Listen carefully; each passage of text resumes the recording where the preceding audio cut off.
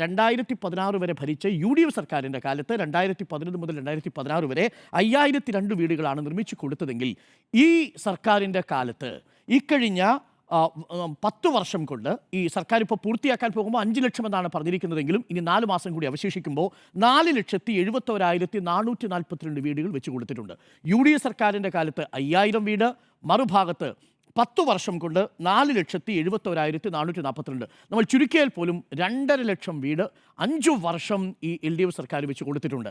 അങ്ങനെ വെച്ചാൽ 366 ദിവസം 182 വീടുകൾ, ഒരു മണിക്കൂറിൽ ഒരു ദിവസം 182 വീടുകൾ, 24 മണിക്കൂർ കൊണ്ട് 182 വീടുകൾ, ഒരു മണിക്കൂറിൽ 6-ലധികം വീടുകൾ, ഓരോ 10 മിനിറ്റിലും ഓരോ വീടുകൾ എന്ന കണക്കിലാണ് LDF സർക്കാരിൻ്റെ കാലത്ത് വീട് വെച്ച് കൊടുക്കുന്നത്. അപ്പോൾ UDF സർക്കാരിൻ്റെ കാലത്ത് സമ്പൂർണ്ണ ഭവന പദ്ധതി ഉണ്ടാക്കും എന്നുള്ളതിനെ ജനങ്ങൾ അംഗീകരിക്കുന്നതൊരു വാഗ്ദാനമായിട്ട് നിൽക്കുന്നു. എന്നാൽ ഓരോ 10 മിനിറ്റിലും വീട് വെച്ച് കൊടുക്കുന്നു എന്ന കണക്ക് LDF മുന്നോട്ട് വയ്ക്കുന്നു. അത് അനുഭവമായി നിൽക്കുന്നു. ഒന്ന് അനുഭവം, മറ്റൊന്ന് വാഗ്ദാനം.